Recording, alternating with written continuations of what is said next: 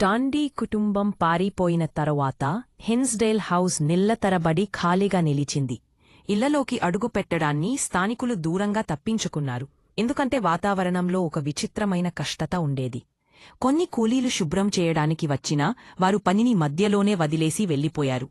పైకప్పుపై వినిపిస్తున్న అడుగుల శబ్దం వారి కళ్లముందు మాయబోయింది. అక్కడ ఎవ్వరూ లేకపోయినా హిన్స్డేల్ హౌస్ ఆందోళన పడే కళ్ళు ఉన్న మృగాలను కూచుకోనసాగుతున్న కుతూహలం అనే దయ్యంతో నిండి ఉంది. 1920లో ఎడ్విన్ మరియు మాషా హైన్స్ నేతృత్వంలోని ఒక పారానార్మల్ ఇన్వెస్టిగేషన్ టీం ఆ ఇంటిలోకి ప్రవేశించడానికి సిద్ధమైంది.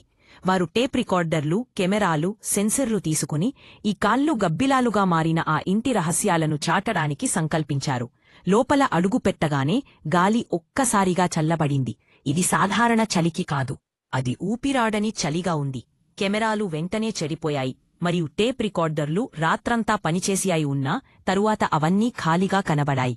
రాత్రి 2:15 వద్ద ఒక రికార్డర్ చివరికి ఏదో రికార్డ్ చేసింది. తక్కువగా, లయబద్ధంగా వినిపించే ఒక చాంటింగ్ వాయిస్, లాటిన్ లాగా. అనంతరం ఒక స్త్రీ స్వరం వినిపించింది. మమ్మల్ని వదిలి వెళ్ళిపో. మాషా నిద్రలో లేచి గోడ వెనక గీచే శబ్దం విన్నది. ఆమె తన వాల్పేపర్ తీయగా అందులో లోతుగా కొరికివేసిన పంజా గుర్తులు కనబడ్డాయి. ఏదో బయటకు రావాలని ప్రయత్నించినట్టు. తర్వాత రోజు వారు ఒక సైకిక్ను ఆ ఇంటికి తీసుకొచ్చారు. ఆమె లోపల అడుగు పెట్టగానే ఆగిపోయింది. ఆమె కళ్ళు పెద్దవిగా మారాయి.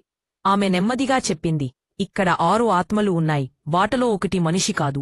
ఆ వారం మొత్తం కెమెరాల్లో ఫ్లాషింగ్ ఆర్గ్స్, అడుగుల శబ్దాలు మరియు రికార్డింగుల్లో తమ పేర్లను పిలిచే ఈవీపీ వాయిసులు పట్టుకున్నారు. కొంతమంది కనిపించని చేతులు వారిని మెట్లమీద నుంచి తోసేశాయని చెప్పారు. చెట్ల వెనుక ఒక స్త్రీ దాడుకు వేలాడుతూ ఉందని చూశాన్నాడు. కాని వారు వెళ్లి చూశాక ఆ చెట్టు ఖాళీగా ఉంది. గ్రామస్తులు కూడా ఆ ఇల్లు చుట్టూ చేరడం ప్రారంభించినారు.